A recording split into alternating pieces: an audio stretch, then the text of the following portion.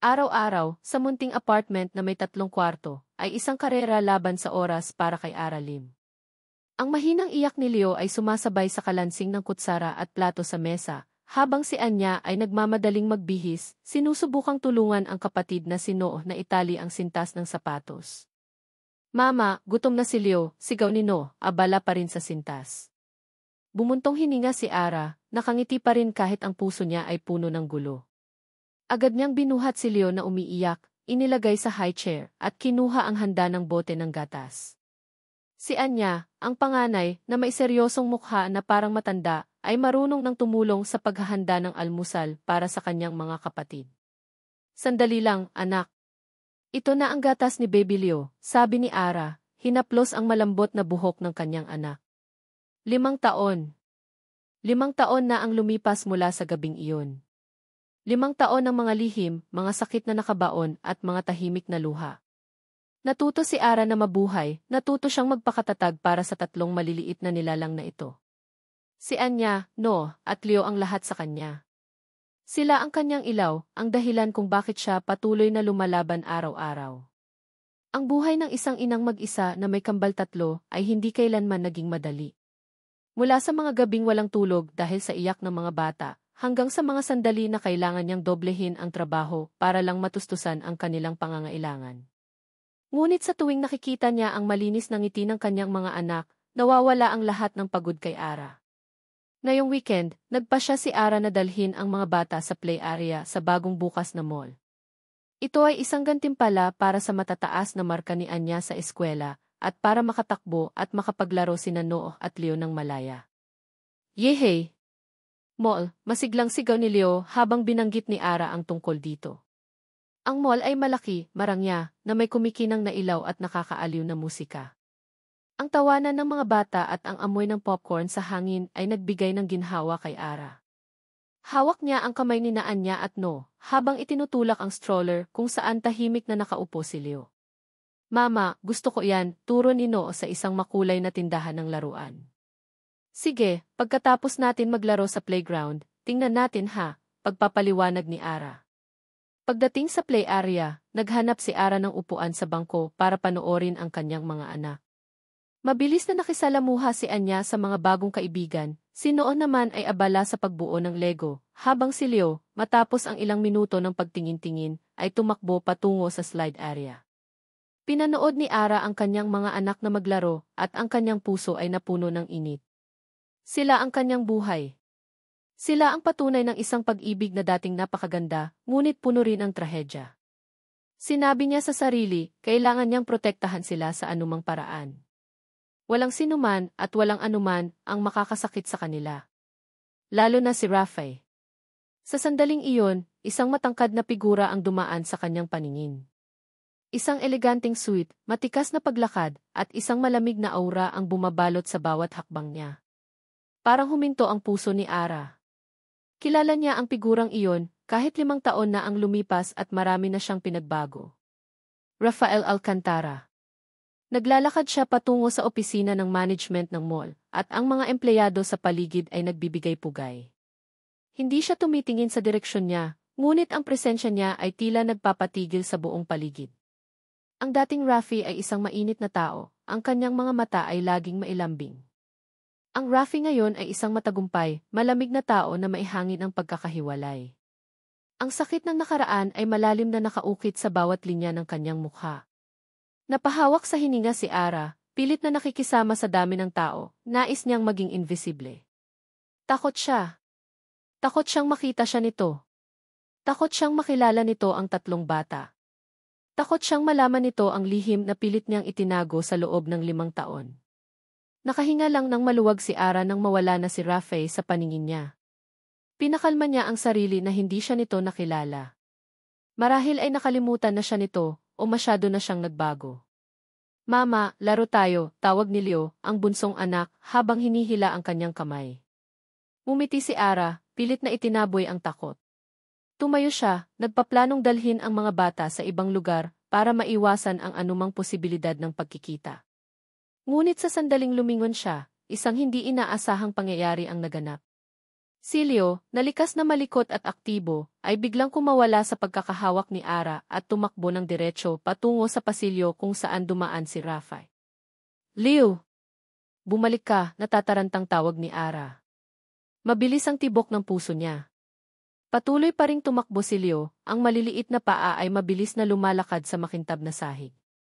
Mama, may papa, malakas na sigaw ng bata habang tumatakbo. Ang mabilog na daliri ay nakaturo diretsyo sa direksyon kung saan nawala si Rafael sa dulo ng pasilyo. Namutla si Ara. Isang inosente, walang malay na tawag ng bata ang maaaring magdulot ng matinding pagkabigla. Tumakbo siya patungo kay Leo, sinusubukang habulin ang bata.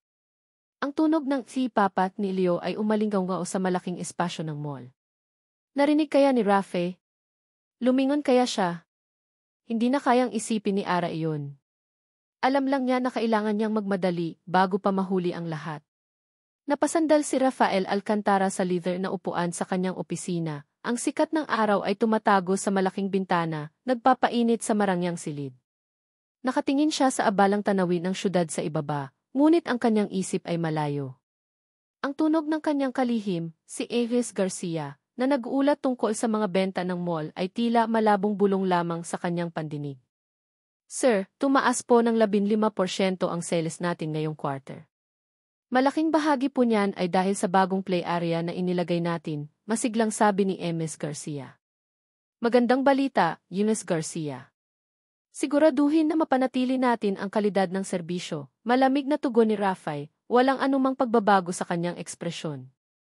Walang anumang balita, gaano man kaganda, ang tila nakakapasok sa matigas na balat na binuo niya sa loob ng 5 taon. 5 taon mula ng gabing iyon. Ang gabing nakita niya si Ara sa bisig ng ibang lalaki. Ang gabing nagwasak sa kanyang mundo. Ang alaala ng gabing iyon ay sariwa pa rin sa kanyang isipan, parang isang sariwang sugat. Ang mga salita ni Ara, ang luha niya, ang kanyang pagtanggi, lahat iyon ay itinuring niyang kasinungalingan. Ang sakit ng pagtataksil ay nagpatigas sa kanyang puso, nagpalamig sa kanyang kaluluwa. Mula noon, ang kanyang buhay ay naging tungkol sa pagtatayo ng isang imperyo, pagpapatunay sa kanyang sarili na siya ay malakas at hindi na muling masasaktan. Ang pag-aasawa kay Micaela Ramos ay isa lamang bahagi ng plano. Isang lohikal na hakbang, ayon sa kanyang ina, si Doña Elena. Si Micaela ay mula sa isang marangal na pamilya, may koneksyon, at di karapat-dapat para sa isang Alcantara. Wala nang masama pa ang mangyayari. Walang pag-ibig, walang sakit. Sir, may bago po tayong investor na interesado sa expansion ng mall. Makikipagkita po kayo sa kanya mamayang hapon, sabi ni Ms. Garcia, pilit na binabalik si Rafael sa realidad.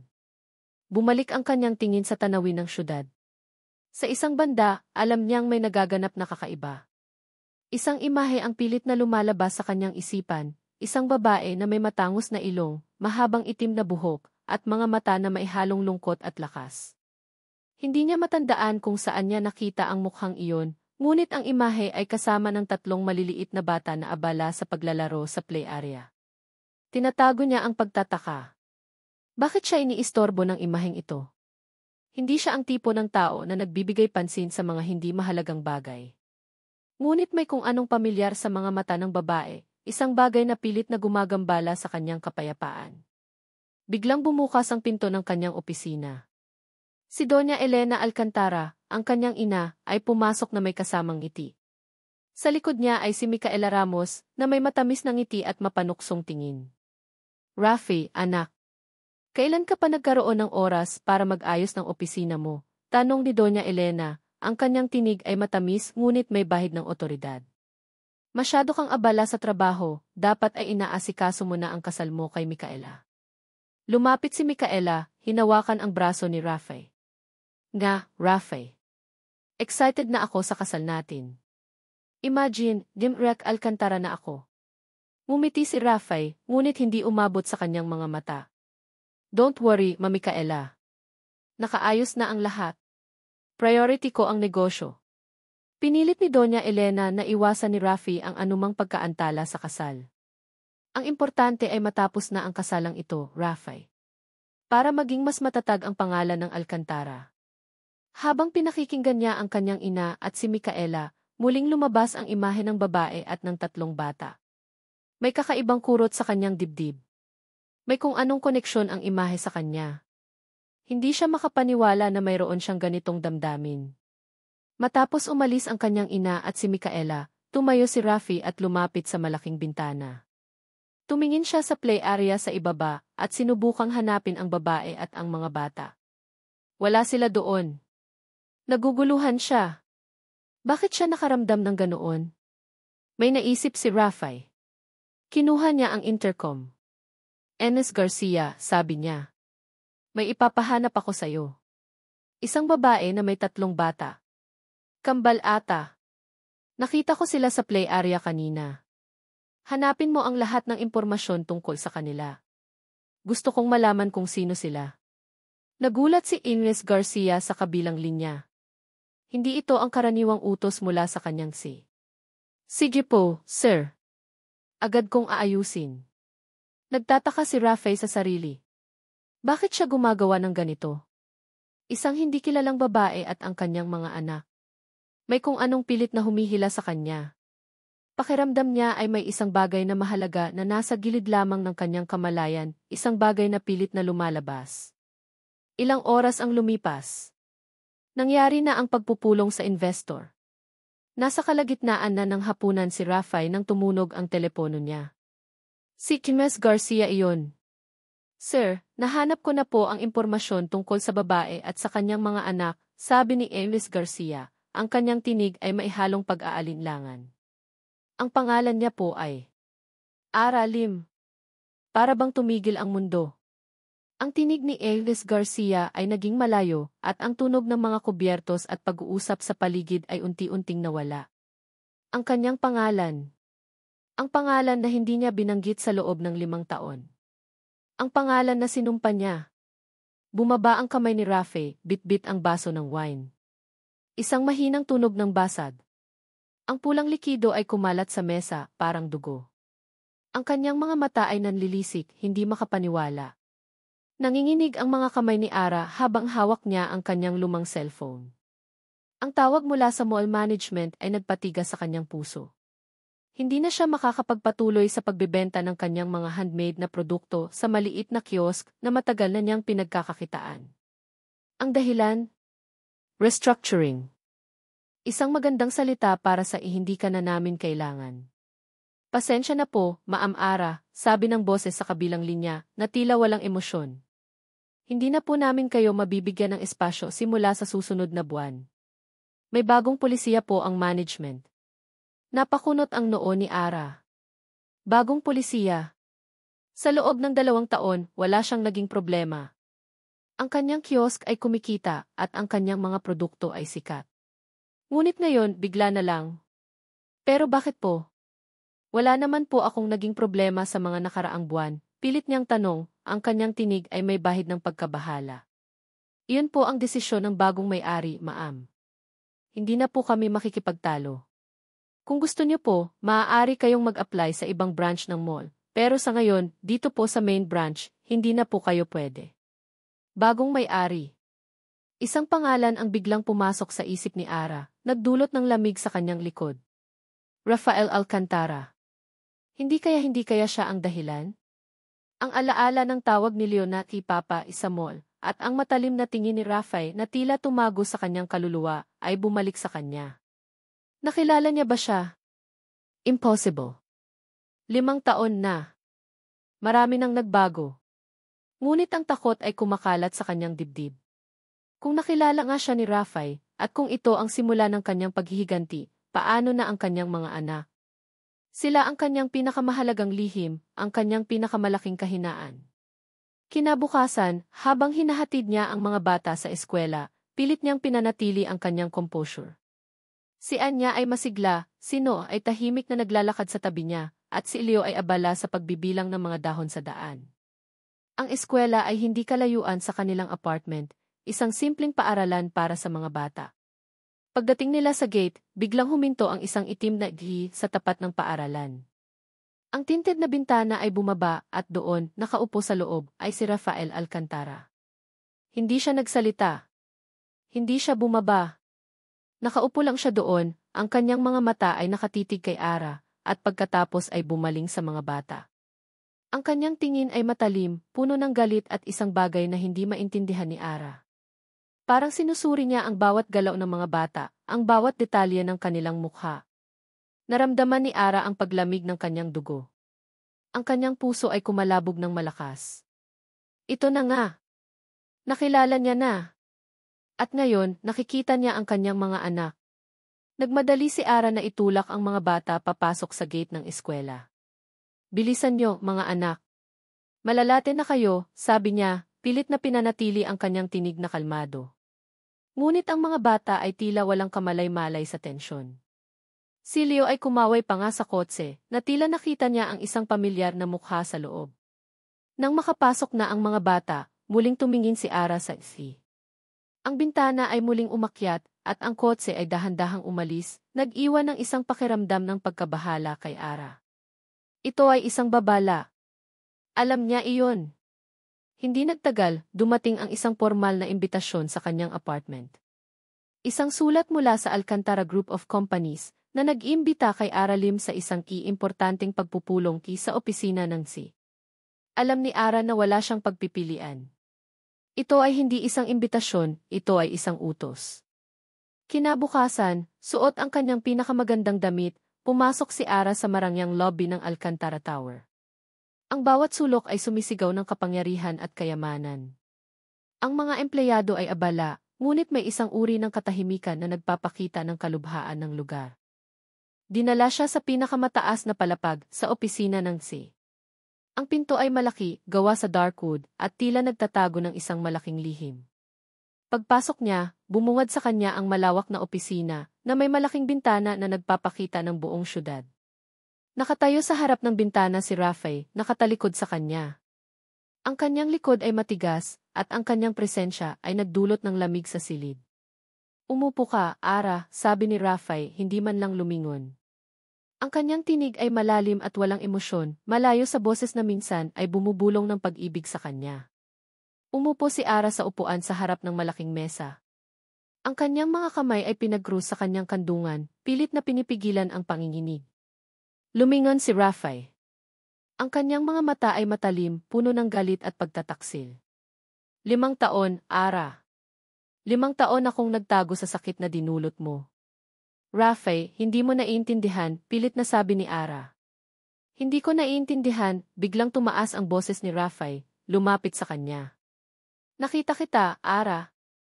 Nakita kitang kasama ang ibang lalaki. At ngayon, bumalik ka na parang walang nangyari. At may 3 bata ka pa. Napahawak si Ara sa kanyang dibdib. Ang kanyang lihim. Alam na niya. Sino ang ama nila, Ara? Siya ba ang lalaking kasama mo noon? Tanong ni Rafael, ang kanyang boses ay puno ng pait. Hindi mo alam ang buong kwento, Rafael. Hindi iyon ang nakita mo, pilit na sabi ni Ara, ang kanyang tinig ay nanginginig. Hindi niya kayang sabihin ang totoo. Hindi pa. Hindi niya kayang ipagsapalaran ang kaligtasan ng kanyang mga anak. Ang nakita ko ay sapat na, Ara. Sapat na para wasakin ang buhay ko, sabi ni Rafael, ang kanyang mga mata ay nanlilisik. Ngayon, bumalik ka. At hindi ko hahayaang ilayo mo pa ang mga anak ko sa akin, Ara. Babawin ko sila. Nanatili si Rafael Alcantara sa kanyang opisina matapos umalis ni Ara, ang tunog ng basag na baso ay umalingaw sa kanyang isipan. Ang galit at sakit ay muling bumalik, mas matindi pa kaysa dati. Hindi lang pala simpleng pagtataksil ang nagawa ni Ara. Nagtago siya ng lihim. Isang malaking lihim. Ang mga anak. Napakuyom ang kanyang kamao. Hindi siya makapaniwala na nagawa iyon ni Ara. Ngunit higit sa galit, may malaking katanungan sa kanyang isipan, sino ang mga batang iyon? Imposible, di ba? Ang lalaking iyon. Ang gabing iyon. Puno ng pagkalito ang kanyang puso. Pinindot niya ang intercom. Ernest Garcia, pumunta ka rito. Makalipas ang ilang sandali, nasa loob na si Ernest Garcia, may dalang notebook at panulat. Ano po ang maitutulong ko, sir? May ipapahanap ako sa iyo, malamig na sabi ni Rafael. Lahat ng impormasyon tungkol kay Ara Lim. Ang tirahan niya, ang trabaho niya, ang lahat ng koneksyon niya. at lalo na ang mga bata. Gusto kong malaman ang bawat detalye. Tinitigan siya ni Ms. Garcia, tila nagtataka. Sir, para saan po ito? Just do it, Ms. Garcia, mariing sabi ni Raffy. Ito ay kailangan para sa isang mahalagang kaso. Diskresyon mo ang kailangan. Alam ni Ms. Garcia na kapag ganoon ang tono ni Raffy, walang tanungan. Mabilis siyang lumabas ng opisina. Samantala, sa isang lumang bahay sa isang eksklusibong subdibisyon, nakaupo si Doña Elena Alcantara sa sala, nagbabasa ng isang glossy magazine. Pumasok si Micaela, may daladalang tasa ng tsaa. Mama Elena, bakit po ba bigla na lang nagiging interesado si Raffy kay Aralim? Akala ko ba ay tapos na ang usapan tungkol sa babaeng iyon? Tanong ni Micaela, halata ang pagkabahala sa kanyang boses. Nagtaas ng kilay si Doña Elena. Nakita ko ang kotse ni Raffy sa tapat ng eskwelahan ng mga anak ni Aralim.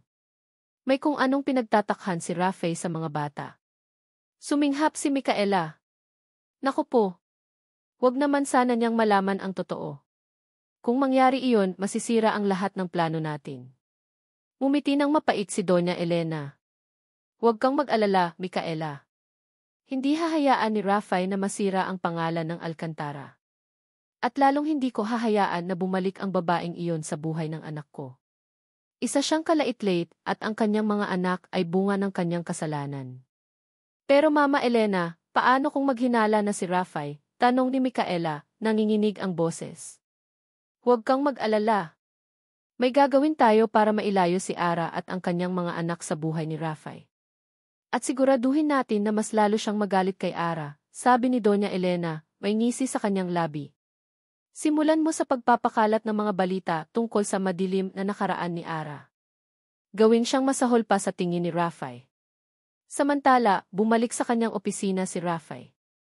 Hinawakan niya ang isang framed photo sa kanyang desk, isang larawan niya at ni Ara, nakangiti, sa isang piknik sa probinsya. Ang mga alaala ng masayang nakaraan ay biglang naglaho, napalitan ng pait. Naalala niya ang sinabi ni Ara, hindi mo naiintindihan. Ngunit ano ang hindi niya naiintindihan? Ang nakita niya ay malinaw. O iyon ba talaga ang buong katotohanan? Pagkatapos ng ilang araw, dumating ang ulat ni Ms. Garcia. Isang makapal na folder, puno ng impormasyon tungkol kay Aralim. Ang kanyang tirahan, ang kanyang mga trabaho, puro part-time o maliliit na negosyo lang. Ang pinakamahalaga, ang mga bata. Mailarawan sila doon, kinuha ng palihim. Tinitigan ni Raffy ang mga larawan. Si Anya, na may malalim na mga mata. Si Leo, na may makulit na ngiti. At si No. Si No. Ang bata na may parehong mga mata, parehong hugis ng ilong, at parehong balbas sarado gaya niya. May kakaibang kurot sa kanyang dibdib nang makita niya ang larawan ni Noah na nakangiti. Parang nakikita niya ang kanyang sarili noong bata pa.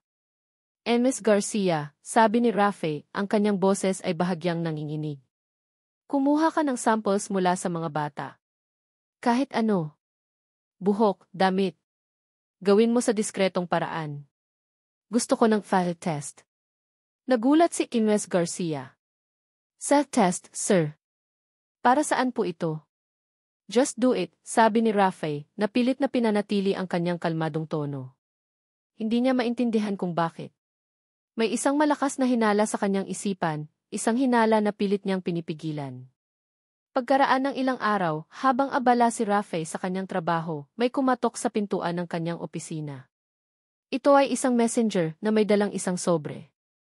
Para po sa inyo, Sir Rafael Alcantara, sabi ng messenger. Kinuha ni Raffy ang sobre. Walang pangalan ng nagpadala. Bumukas niya ito. Sa loob ay isang maliit na sobre at isang piraso ng papel. Nanginginig ang kanyang mga kamay habang binubuksan niya ang maliit na sobre. Isang ulat. Isang essay report. Ang kanyang mga mata ay nanlilisik habang binabasa niya ang mga salita. Hindi siya makapaniwala. Ang lahat ng galit at sakit ay biglang napalitan ng matinding pagkabigla. Probability of paternity, 99.9%. Para siyang binagsakan ng langit at lupa. Ang mga salitang iyon ay umalinggaw sa kanyang utak. Ang mga anak. Ang mga anak ni Ara. Sila ang mga anak niya. Ang hawak niyang baso ng tubig ay biglang nahulog mula sa kanyang kamay, lumikha ng isang malakas na tunog habang nababasag ito sa sahig, kasabay ng pagkabasag ng kanyang mundo. Nalaglag ang baso ni Rafael Alcantara. Kumalat ang tubig sa sahig, parang basag na salamin ang kanyang mundo. Ang SCP report ay nanginginig pa rin sa kanyang kamay, ang mga salitang key probability of paternity, 79.9%, ay paulit-ulit na umalinggangao sa kanyang isip. Hindi siya makahinga. Hindi ito ang isang anak. Sila ang mga anak niya. Tatlong buhay na naging bahagi ng kanyang dugo, ng kanyang pagkatao, na tinago mula sa kanya sa loob ng 5 taon. Ang galit na matagal niyang kinimkim para kay Ara ay biglang nagbago, naging isang matinding katanungan, isang matinding pagtataksil na mas malalim pa sa pag-ibig na inaakala niyang nawala. Paano niya nagawa ito?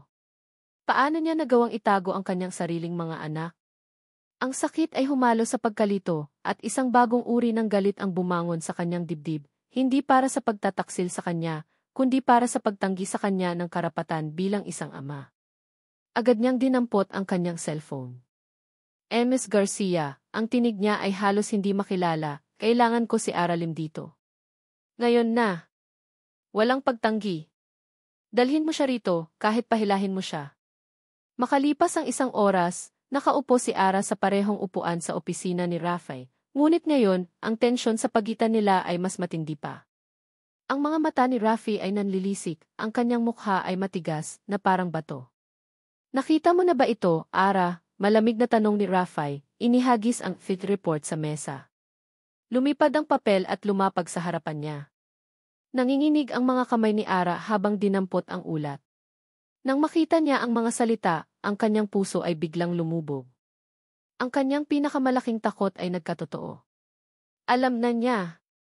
Rafael, pakinggan mo ako, pakiusap ni Ara, ang kanyang tinig ay nanginginig. Pakinggan ka. Tumayo si Rafael, lumapit sa mesa, ang kanyang mga kamay ay nakasandal dito, ang kanyang mukha ay halos dumikit sa mukha ni Ara. 5 taon, Ara. 5 taon mo akong niloko. Nilinlang mo ako. At tinago mo ang sarili kong mga anak. Hindi mo naiintindihan, umiyak si Ara, ang mga luha ay nagsimulang dumaloy sa kanyang mga mata. Hindi ko sinasadya. Hindi sinasadya, tumawa si Rafael, isang mapait na tawa. Paano mo nagawang itago ang isang buhay mula sa akin, Ara? Hindi 3 buhay. Sila ba ang bunga ng gabing iyon, kasama ng ibang lalaki? Sa tanong na iyon, tiningnan ni Ara ang kanyang mga mata, at isang bagay ang nag-udyok sa kanya na sabihin ang totoo. Wala na siyang matataguan. Hindi, sigaw ni Ara, ang kanyang tinig ay puno ng sakit. Hindi sila anak ng ibang lalaki, Rafe. Sila ang mga anak mo. Sila ang mga anak natin. Nagulantang si Rafael. Anak ko. Pero paano? At 3. Iisa lang ang alam ko. Kambal 3 sila, Rafael, umiyak si Ara, lumuha ng todo. Hindi ko alam kung paano, pero ganoon ang nangyari. Nalaman ko lang nang nasa ospital na ako. Hindi ko sana itatago, Rafael, pero pagkatapos ng gabing iyon, nawala ka. Wala akong paraan para sabihin sa iyo. Sinubukan kong hanapin ka, pero hindi ko nagawa. Ayaw kang ipakita ng mama mo sa akin.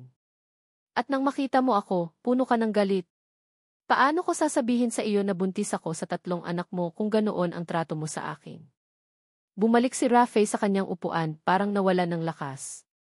Ang 3 larawan ng kanyang mga anak sa ulat ng ihihi ay biglang nagkaroon ng ibang kahulugan. Si Anya, na may matalim na tingin na parang kanya. Sino, na may mga mata at ekspresyon na kamukhang-kamukha niya. At si Leo, ang bunsong masayahin, na may kakaibang lambing sa kanyang mukha. Ang lahat ng galit ay biglang napalitan ng isang malalim na pagkabigla. Mga anak niya. Mga anak niya. Mula sa kanya at kay Ara. Hindi ito totoo, bulong ni Rafael, ang kanyang mga mata ay nanlalaki, nakatingin sa kawalan. Totoo ito, Rafael, sabi ni Ara, ang kanyang tinig ay mas mahinahon na ngayon, puno ng lungkot. Mahirap para sa akin ang itago sila. Ang bawat araw na lumilipas, nararamdaman ko ang bigat ng lihim na ito. Ngunit ginawa ko ito para sa kanila. Para protektahan sila sa sakit. Tumayo si Rafael dahan-dahan. Lumapit siya sa isang larawan ng mga bata sa SLE report. Ang kanyang kamay ay nanginginig habang hinawakan niya ang litrato ni Noah. Ang kanyang anak. Ang kanyang dugo at laman. Isang matinding bugso ng emosyon ang bumalot sa kanya, pagtataksil, pagkabigla, at isang napakalalim na pagmamahal na biglang bumangon mula sa kaibuturan ng kanyang pagkatao. Bakit ngayon lang, halos bulong niya. Dahil ngayon lang natin ito nalaman. Dahil ngayon, sa wakas, nagkaroon ka ng dahilan para hanapin ang totoo, sabi ni Ara, ang kanyang mga luha ay patuloy na dumadaloy. Ang paghinga ni Rafi ay naging mabigat. Lumapit siya kay Ara.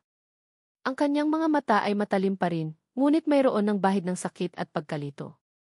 Hindi ko hahayaang ilayo mo pa ang mga anak ko sa akin, Ara. Babawiin ko sila, ang tinig niya ay puno ng determinasyon, ngunit mayroon ng bahid ng isang bagong pag-asa. Dahil sila ay akin. Sila ay mga alkantara. Nanginginig pa rin ang mga kamay ni Ara habang inaalala ang huling paghaharap nila ni Rafi sa opisina nito. Ang mga salita niya, ang galit sa kanyang mga mata, at ang kanyang pagdedeklara na babawiin ang mga bata. Lahat iyon ay umalinggaw sa kanyang isipan, nagdudulot ng matinding takot. Hindi lang basta takot para sa sarili niya, kundi takot para sa kanyang mga anak. Kinabukasan, habang naghahanda siya ng almusal para sa mga bata, may kumatok sa kanilang pinto. Isang messenger. May dala itong isang malaking sobre. Para po kay Ines Aralim, sabi ng messenger. Nanginginig ang mga kamay ni Ara habang kinukuha ang sobre. Nang makita niya ang pangalan ng nagpadala, Alcantara Law Office, biglang lumamig ang kanyang dugo. Ito na nga. Binuksan niya ang sobre. Sa loob ay mga dokumentong legal. Petition for custody. Temporary restraining order. Motion for child support. Ang bawat salita ay parang suntok sa kanyang dibdib. Formal na sinisimula ni Rafi ang laban para sa mga bata. Mama, ano yan? Tanong ni Anya, na nakalapit na pala sa kanya, ang mga mata ay puno ng pagtataka. Agad na itinago ni Ara ang mga dokumento. Wala yan, anak. Mga papeles lang sa trabaho ni Mama. Pinilit niyang humiti, ngunit alam niyang hindi niya nalinlang ang kanyang panganay. Sa loob ng ilang araw, ang buhay ni Ara ay naging isang bangungot. Ang kanyang telepono ay walang tigil sa pagtunog. Mga tawag mula sa mga abogado ni Rafi, mga abiso mula sa korte. Pilit niyang ipinapaliwanag ang kanyang panig, ang mga dahilan kung bakit niya itinago ang mga bata. Ang kanyang pagmamahal, ang kanyang takot, ang kanyang kawalan ng pag-asa ng gabing iyon. Ngunit si Rafi ay tila bingi sa kanyang mga pakiusap. Hindi ko na kailangan ng paliwanag mo, Ara, galit na sabi ni Rafi sa isang tawag. Ang katotohanan ay tinago mo ang aking mga anak. Hindi ko hahayaan na gawin mo iyon sa kanila. Pero Rafi, hindi mo alam ang buong kwento. Hindi ko sinasadya, pilit ni Ara. Ang nakita ko ay sapat na. At ang katotohanan na may 3 akong anak na hindi ko man lang alam ang pagkakaroon ay mas masakit pa kaysa sa anumang pagtataksil na nagawa mo. Ang bawat pag-uusap ay nagtatapos sa parehong paraan, galit at pagtataksil mula kay Rafi, at kawalan ng pag-asa mula kay Ara. Isang hapon, habang naglalakad si Ara pa uwi mula sa grocery, may humintong itim na sasakyan sa kanyang tabi. Bumaba ang bintana at doon, nakaupo sa loob, si Doña Elena Alcantara. Sa tabi niya ay si Micaela Ramos na may mapanuksong ngiti. Aralim, malamig na sabi ni Doña Elena. Hindi ka ba talaga marunong umintindi? Sinabi ko na sa iyo noon, lumayo ka sa anak ko. Ngayon, pati ang mga apo ko, gusto mong sirain ang buhay. Wala po akong sinisira, Doña Elena, matapang na tugon ni Ara, kahit nanginginig ang kanyang mga tuhod. Ang mga bata po ay mga anak ko. At anak din po sila ni Rafi. At ano ngayon, tumawa si Doña Elena, isang tawa na puno ng paghamak. Sa tingin mo ba ay hahayaan ko ang isang tulad mo na maging bahagi ng pamilya Alcantara? Ang mga bata ay mga Alcantara. Ngunit ikaw, hindi ka kailanman magiging bahagi ng aming mundo. At sisiguraduhin ko iyan. Hindi po ako aalis sa tabi ng mga anak ko, mariing sabi ni Ara. Tingnan natin, umiti si Micaela, isang ngiti na puno ng pagbabanta. Marami kaming paraan para gawing impyerno ang buhay mo, Ara. At sisiguraduhin naming matatalo ka sa korte. Walang maniniwala sa isang babaeng nagtago ng 3 anak sa loob ng 5 taon. Umalis ang kotse, nag-iwan ng alikabok at isang pakiramdam ng kawalan ng pag-asa kay Ara. Alam niyang malakas ang kalaban. Mayaman, makapangyarihan at walang awa. Nang gabing iyon, habang mahimbing na natutulog ang kanyang mga anak, si Anya, yakap-yakap ang teddy bear, si No, nakanganga, at si Leo, nakahiga sa kanyang tiyan, tiningnan sila ni Ara, at ang mga luha ay nagsimulang dumaloy sa kanyang mga mata. Naalala niya ang bawat sandali ng kanyang pagbubuntis. Ang pagkabigla nang malaman niyang kambal 3 ang kanyang dinadala. Ang mga araw na nag-iisa siyang pumupunta sa check-up. Ang sakit ng panganganak ng mag-isa, walang Rafay sa tabi niya. Ang mga gabing walang tulog, ang pagpapalit ng diapers, ang pagpapakain ng 3 bibig ng sabay-sabay. Ang kanyang mga kamay ay puno ng kalyo mula sa paglalaban ng mga damit, ang kanyang likod ay masakit mula sa pagbubuhat ng mga bata. Patawarin niyo si Mama, mga anak, bulong niya, ang kanyang tinig ay basag. Ginawa ko ang lahat para sa inyo. Hindi ko kayo kayang mawala. Ang kanyang pagmamahal sa mga anak ay nagbigay sa kanya ng lakas. Hindi siya susuko. Lalaban siya. Para saan niya, No, at Leo. Pagkatapos ng ilang oras, habang nag-iisa si Ara sa sala, nag-iisip ng mga paraan para labanan ang Alcantara, biglang nag-vibrate ang kanyang cellphone. Isang anonymous message. Binuksan niya ito. Isang lumang larawan. Siya, nakangiti, kasama ang isang lalaki. Ang lalaking iyon. Ang lalaking inupahan ni Doña Elena para sirain ang kanyang relasyon kay Rafay. At sa ilalim ng larawan, isang mensahe, kung hindi ka susuko sa mga bata, ilalabas namin ito sa publiko. Sisiguraduhin naming wala kang matitirahan. Mag-isip ka, Ara. Para sa kapakanan ng mga anak mo. Sa loob ng ilang linggo, naging bahagi ng routine ni Rafael Alcantara ang pagbisita sa mga bata. Pinayagan siya ng korte na makasama ang mga ito ng ilang oras sa isang linggo, sa ilalim ng pagbabantay ng isang social worker. Ang bawat pagbisita ay nagsimula ng may tensyon, puno ng awkwardness sa pagitan nila ni Ara, ngunit unti-unti, nagbabago ang lahat. Isang Sabado ng umaga, habang nasa parke sila, abala sa paggawa ng sandcastles, napansin ni Rafay si Anya. Ang panganay niya ay tahimik, ngunit may malalim na mga mata na tila laging nagmamasid. Anya, tawag ni Rafay, lumuhod para maging kasing level niya. Masaya ka ba rito? Tumingin si Anya sa kanya, ang kanyang mga mata ay nagpapakita ng isang uri ng kalungkutan na hindi naunawaan ni Rafay. Masaya po ako pagkasama ko si Mama at sina Noo at Leo. Ang simpleng sagot ay tumusok sa puso ni Rafay. Nakita niya ang koneksyon ng mga bata sa kanilang ina, isang koneksyon na pilit niyang binabaliwala dahil sa galit. Alam mo ba kung bakit wala si Papa noon? Diretsang tanong ni Anya, ang kanyang tinig ay malinaw. Natigilan si Rafay. Hindi niya inasahan ang tanong na iyon. Paano niya sasabihin sa isang inosenteng bata ang tungkol sa pagtataksil, sa galit, sa mga pagkakamali ng matatanda? May mga bagay na may hindi lang maintindihan si Papa noon, anak. Gusto ko po magkasama kami lahat, Papa. Tulad ng ibang pamilya, sabi ni Anya, at isang patak ng luha ang lumabas sa kanyang mga mata. Naramdaman ni Rafi ang kakaibang kirot sa kanyang dibdib. Sa loob ng 5 taon, ang kanyang puso ay puno ng pait. Ngayon, ang simpleng hiling ng kanyang anak ay nagpaparamdam sa kanya ng isang bagay na matagal nang nawala, awa. At pag-asa. Kinagabihan, sa isang tahimik na restaurant, nagkikita si Rafi at ang kanyang matalik na kaibigan at legal counsel, si Atty. Marco Santos. Rafay, sigurado ka na ba sa gagawin mo? Malaki ang magiging epekto nito sa company mo at sa image ng family ninyo, sabi ni Marco, may pag-aalala sa kanyang boses. Alam ko, Marco, malalim na buntong hininga ni Rafay. Pero hindi ko na kaya. Narinig ko ang SID report. Sila ang mga anak ko. Ang mga anak namin ni Ara. Pero ang galit mo, Rafay. Ang pagtataksil na nakita mo, tanong ni Marco. Hindi ko alam, Marco. Hindi na ako sigurado sa anumang nakita ko noon. Mayroong kakaibang pakiramdam. Kapag kasama ko ang mga bata, at kapag nakikita ko si Ara na kasama nila, nakita ko kung paano niya sila inaalagaan. Hindi siya ang Ara na nasa isip ko sa loob ng 5 taon. Rafay took deep breath. May pakiramdam ako na may mas malalim pa sa nangyari noon. Kung gayon, kailangan mong humanap ng mas maraming ebidensya, Rafay. Dahil malakas ang kalaban ninyo, payo ni Marco. Kilala mo ang mama mo. At si Micaela. Hindi sila basta-basta susuko. Samantala, sa mall, habang nag-iinspeksyon si Rafay sa isang bagong tindahan, nakita niya si Ara sa isang kapehan, kasama ang kanyang mga anak. Nakikipag-usap siya sa isa sa kanyang mga supplier, may ngiti sa kanyang labi. Ngunit napansin din niya ang pagod sa mga mata ni Ara. Napakunot ang noo ni Rafay. Nakita niya kung paano bumaba ang benta ng kiosk ni Ara.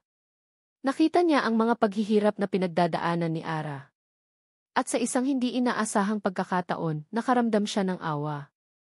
Hindi iyon ang Ara na galit niyang kinamumuhian. Naalala niya ang mga salita ni Micaela tungkol sa pagpapababa kay Ara. Ang mga plano na gawing di masama ang reputasyon ni Ara. Ang hinala ay unti-unting lumalalim sa kanyang isipan. Kinagabihan, sa isang family dinner, kasama si Doña Elena at Micaela, ang usapan ay tungkol sa kasal at ang paparating na kaso para sa kustodya ng mga bata. Rafay, anak, huwag kang mag-alala, sabi ni Doña Elena, nakangiti. Ang mga bata ay dapat nasa isang disenteng pamilya. At sa atin sila dapat. Ang babaeng iyon, hindi siya karapat-dapat. Marami siyang tinatago. Tama si Mama Elena, Rafay, dagdag ni Micaela, hinawakan ang kamay niya. Kahit anong gawin niya, hindi niya na mababalik ang tiwala mo. At lalong hindi na siya magiging bahagi ng pamilya mo. Sisiguraduhin naming mailayo siya sa iyo at sa mga bata. Biglang natigilan si Rafay. Ang tono ni Micaela. Ang pagmamalaki sa kanyang mga mata. May kung anong mali. Ito ba ang dahilan kung bakit tila hindi niya nakita ang buong katotohanan noon? Micaela, malamig na sabi ni Rafay, ano ba talaga ang ginawa mo para sisiguraduhin na mailayo ako kay Ara noon? Nagulat si Micaela sa tanong. Wala naman, Rafay.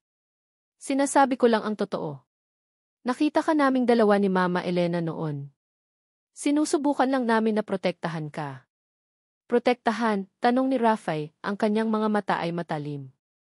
O itago ang isang bagay na mas malaki pa? Kinabahan si Micaela. Tumayo siya, tila may gustong sabihin. Ngunit pinigilan siya ni Doña Elena. Tama na, Rafay, sabi ni Doña Elena, ang kanyang tinig ay may bahid ng pagbabanta. Huwag mong pagdudahan ang pagmamahal namin sa iyo. Ang importante ay maging masaya ka. At kami ang makakapagbigay niyon sa iyo, kasama ni Micaela. Ngunit sa isipan ni Rafay, ang mga salita ni Micaela kanina ay patuloy na umalingaw-ngaw.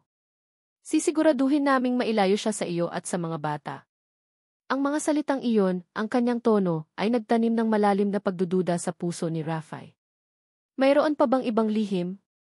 Napasandal si Aralim sa kanyang upuan, ang screen ng kanyang lumang laptop ay nagliliwanag sa dilim ng kanyang silid. Ang kanyang mga mata ay nanlilisik habang binabasa niya ang pinakabagong post sa isang sikat na gossip blog.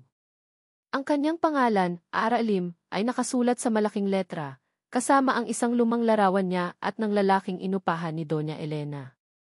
Ang caption, ang lihim na buhay ng ina ng kambal tatlo ni Di Alcantara, isang babaeng may madilim na nakaraan. Kumalat ang galit sa kanyang dibdib. Hindi lang sapat na sinisira nila ang kanyang buhay, pati ang kanyang reputasyon ay pilit nilang ginagawang abo. Ang mga komento sa ilalim ng post ay mas masakit pa kaysa sa mga salita mismo, mga paghusga, mga pagsumpa, mga akusasyon na siya ay isang oportunista, isang manloloko. Mama, bakit po ganoon ang sinasabi nila sa'yo? Napalingon si Ara. Nakatayo sa pintuan si Anya, ang kanyang mga mata ay puno ng lungkot at pagkalito. Nakita niya ang post. Agad na isinara ni Ara ang laptop. Wala yan, anak. Hindi totoo ang mga sinasabi nila. Huwag kang maniniwala sa mga ganyan. Pero totoo po ba yung lalaki sa picture? Tanong ni Anya, ang kanyang tinig ay halos pabulong. Niyakap ni Ara ang kanyang anak. Hindi, anak. Hindi totoo ang mga paratang na iyan. May mga tao lang na gustong saktan si Mama. Pero huwag kang mag-alala, hindi nila tayo kayang saktan. Ngunit sa loob, nanginginig si Ara. Paano niya ipapaliwanag sa kanyang mga anak ang lahat ng ito? Paano niya sila poprotektahan mula sa laso ng mga kasinungalingan? Kinabukasan, habang naglalakad si Ara sa mall, may mga mata na sumusunod sa kanya. May mga bulungan. May mga tingin na puno ng paghusga. Naramdaman niya ang init sa kanyang pisngi, ang kahihiyan na kumakalat sa kanyang katawan. Biglang may lumapit sa kanya, isang babae na may matalim na tingin. Ikaw ba yung babaeng nagtago ng mga anak kay Ms. Alcantara? Ang kapal ng mukha mo. Bago pa makasagot si Ara, isang boses ang biglang nagsalita. Excuse me, ma'am. May problema ba? Nilingon ni Ara ang boses. Si Rafael Alcantara. Nakatayo siya sa likod niya, ang kanyang mga mata ay matalim na nakatingin sa babae. Ang kanyang presensya ay nagdulot ng katahimikan sa paligid. Nagulat ang babae. Wala po, Sir Alcantara. Nagtatanong lang po ako. Kung gayon, huwag kang manghimasok sa mga bagay na hindi mo alam, malamig na sabi ni Rafael. At huwag kang magkalat ng chismis sa loob ng aking establishmento. Umalis ang babae, namumutla. Tumingin si Rafael kay Ara. Ang kanyang mga mata ay maihalong galit, ngunit mayroon ding isang bagay na hindi maintindihan ni Ara, isang uri ng pagprotekta. Salamat, mahinang sabi ni Ara. Hindi sumagot si Rafael. Tumalikod siya at naglakad palayo, iniwan si Ara na puno ng pagkalito. Bakit siya tinulungan ni Rafael? Galit siya sa kanya, di ba? Sa loob ng ilang araw, napansin ni Ara ang mga pagbabago. Ang mga post sa gossip blog ay unti-unting nawawala. Ang mga komento ay nababawasan. May mga balita pa nga na may mga legal na aksyon na ginagawa laban sa mga nagkakalat ng maling impormasyon. Alam ni Ara na si Rafi ang nasa likod nito. Isang kakaibang pakiramdam ng pag-asa ang sumibol sa kanyang puso. Ngunit hindi pa rin sapat iyon. Kailangan niyang patunayan ang kanyang inosensya. Kailangan niyang hanapin ang totoong ebidensya. Naalala niya ang isang lumang kaibigan, si Mang Tonyo, isang dating security guard sa hotel kung saan nangyari ang insidente. Si Mang Tonyo ang tanging taong nakakita sa kanya ng gabing iyon. Pumunta si Ara sa lumang bahay ni Mang Tonyo sa isang liblib na lugar. Nang makita niya si Mang Tonyo, matanda na ito at may sakit. Mang Tonyo, sabi ni Ara, ang kanyang tinig ay puno ng pag-asa. Naalala mo pa po ba ako? Si Ara po ako. Ang babaeng nasa hotel noon. Tumingin sa kanya si Mang Tonyo, ang kanyang mga mata ay malabo. Ara, naalala ko. Ang gabing iyon ni. Mang Tonyo, kailangan ko po ang tulong niyo, pakiusap ni Ara. Kailangan kong patunayan na hindi ako ang may kasalanan. Na inosente ako. Nakita mo po ba ang nangyari noon? Nanginginig si Mang Tonyo. May nagbabanta sa akin, Ara. Sinabi nila na huwag akong magsasalita. Kung hindi, sasaktan nila ang pamilya ko. Sino po, Mang Tonyo? Sino po ang nagbabanta sa inyo? Tanong ni Ara, ang kanyang puso ay kumalabog. Ang mga tao ni Doña Elena. At ang babaeng kasama niya. Si Micaela. Naramdaman ni Ara ang lamig sa kanyang likod. Kaya pala. Sila ang nasa likod ng lahat.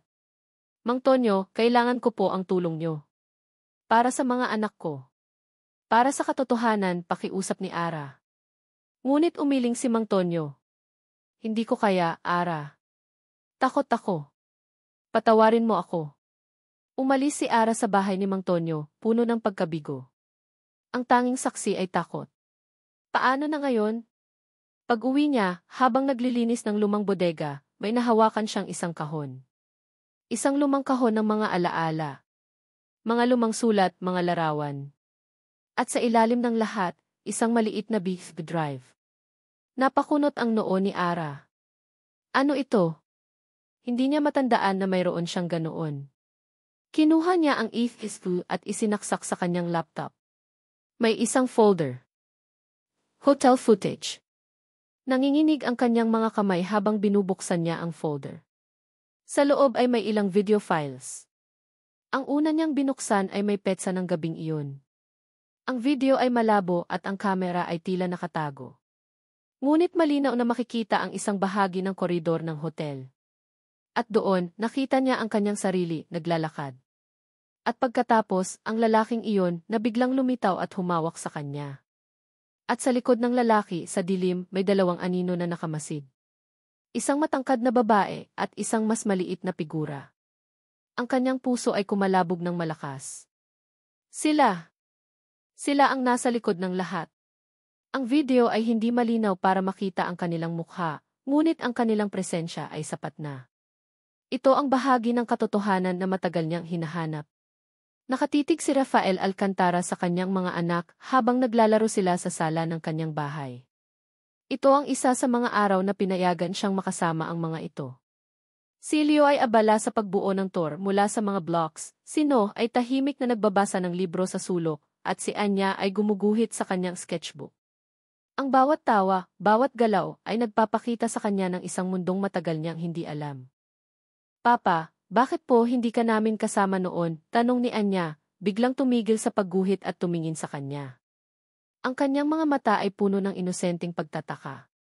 Natigilan si Rafael.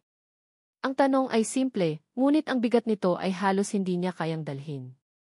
Paano niya sasabihin sa kanyang anak na ang kanilang ama ay binulag ng galit at pagtataksil, at pinaniwalaan ang isang kasinungalingan? May mga bagay lang noon, anak, na hindi pa naiintindihan si Papa, sabi ni Rafael, lumuhod sa tabi ni Anya. Pero ngayon, nandito na si Papa. At hindi na ako aalis. Niyakap siya ni Anya, at sa yakap na iyon, naramdaman ni Rafi ang isang bagay na mas malalim pa sa pagmamahal. Ito ay pagpapatawad. At sa sandaling iyon, alam niya na kailangan niyang malaman ang buong katotohanan. Para sa kanyang mga anak, para sa Ara, at para sa kanyang sarili. Kinabukasan, habang nasa opisina, hindi na nakapag-focus si Rafi sa trabaho. Ang mga salita ni Anya ay patuloy na umalinggaw sa kanyang isipan. Ang kanyang hinala tungkol sa kanyang ina at kay Micaela ay lumalalim. Alam niyang may tinatago sila. Naisip niya ang lumang laptop ni Doña Elena na nakatago sa kanyang safe sa bahay. Madalas itong gamitin ng kanyang ina noon para sa mga transaksyon sa negosyo, at alam niyang hindi pa ito nabubura. Pag-uwi niya, dahan-dahan siyang pumasok sa study room ng kanyang ina. Ang malaking safe ay nakatago sa likod ng isang painting. Matagal nang alam ni Rafi ang passcode. Binuksan niya ito. Sa loob, bukod sa mga papeles, ay isang lumang laptop. Binuksan niya ang laptop. Ang mga lumang files ay naroon pa rin. Naghanap siya ng mga email, mga dokumento, anumang bagay na may kinalaman kay Ara. Matagal siyang naghanap at sa wakas, nakita niya ang isang email na may kakaibang subject, Project Ara Lim. Nanginginig ang kanyang mga kamay habang binubuksan niya ito. Ito ay isang detalyadong plano. Mga pagbabayad sa isang lalaki para magpanggap na kasintahan ni Ara. Mga instruksyon para sa pagkuha ng mga litrato. At mga email exchange sa pagitan ni Doña Elena at Micaela na pinag-uusapan ang ipaglilinis sa buhay ni Rafe mula kay Ara. Ang kanyang mundo ay muling gumuho. Hindi lang siya niloko ni Ara. Siya ay biktima ng isang malalim na sabwatan. Ang kanyang ina. Ang babaeng pinagkakatiwalaan niya. Agad niyang tinawagan si Micaela. Micaela, kailangan nating mag-usap. Ngayon na. Nagkita sila sa isang pribadong restaurant. Si Micaela ay nakangiti, tila walang alam. Rafe, ano ba ang problema? Bakit ka biglang nagmamadali? Tanong ni Micaela, pilit na hinawakan ang kanyang kamay. Ang gabing iyon, Micaela, malamig na sabi ni Rafe, inalis ang kamay niya. Ang gabing nakita niyo si Ara kasama ang ibang lalaki. Sabihin mo sa akin ang totoo. Ano ang nangyari? Napatigil si Micaela. Ang kanyang ngiti ay biglang nawala. Rafe, sinabi na namin sa iyo ang lahat. Nakita mo mismo. Hindi. Hindi iyon ang nakita ko, mariing sabi ni Rafe. Nakita ko ang isang bahagi lang ng kwento. May alam ka, Micaela. Sabihin mo sa akin ang totoo. Sino ang lalaking iyon? Bakit siya kasama ni Ara? Nanginginig ang mga kamay ni Micaela. Rafe, wala akong alam sa sinasabi mo. Huwag kang magsinungaling sa akin, Micaela, ang tinig ni Rafe ay puno ng pagbabanta. Alam ko ang mga plano ninyo ni Mama. Nakita ko ang mga email. Ang lalaking iyon, inupahan siya, di ba? Namutla si Micaela. Rafe, hindi ko alam si Mama Elena ang nagplano ng lahat. Pinilit niya ako.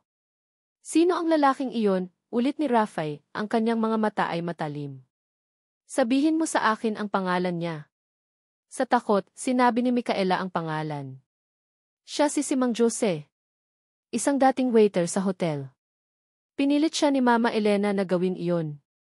Agad na umalis si Rafay. Hindi na siya nag-aksaya ng panahon.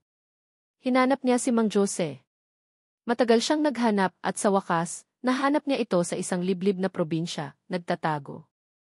Nang makita ni Mang Jose si Rafay, agad itong namutla. Sir Alcantara, patawarin niyo po ako. Sabihin mo sa akin ang lahat, Mang Jose, malamig na sabi ni Rafay. Ang lahat ng nangyari ng gabing iyon. Nanginginig si Mang Jose habang ikinukwento ang lahat.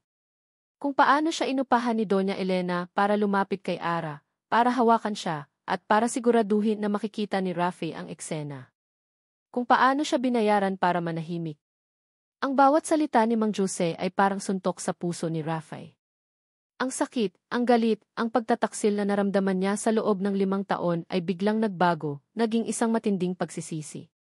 Bumalik si Rafay sa kanyang opisina, ang kanyang isip ay puno ng gulo. Ang lahat ng kanyang pinaniniwalaan ay isang kasinungalingan. Ang kanyang ina. Ang babaeng nagpalaki sa kanya. Napakuyom ang kanyang kamao. Hindi niya alam kung ano ang gagawin. Ang kanyang puso ay puno ng galit, hindi lang para sa kanyang ina, kundi para sa kanyang sarili. Para sa lahat ng sakit na dinulot niya kay Ara. Para sa 5 taon na nawala sa buhay ng kanyang mga anak. Habang nakaupo siya sa kanyang desk, nakatingin sa kawalan, biglang may nakita siya sa isang sulok ng kanyang opisina. Isang lumang kahon ng mga lumang gamit na matagal nang nakatago. Sa loob, may isang maliit na cassette player at isang lumang cassette tape. Napakunot ang noo ni Rafay. Hindi niya matandaan kung kailan niya ito huling nakita. Isinaksak niya ang tape sa player at pinindot ang play. Ang tunog ay malabo, ngunit malinaw na maririnig ang 2 boses. Sana ay naging maayos ang plano, Micaela, boses ni Doña Elena. Opo, Mama Elena. Nakita ni Rafay si Ara kasama ang lalaking inupahan natin. Galit na galit si Rafay. Hindi na siya babalik kay Ara, sagot ni Micaela, may ngisi sa kanyang boses. Ang puso ni Rafay ay biglang huminto. Ang kanyang mga mata ay nanlilisik. Ito na. Ang huling piraso ng puzzle.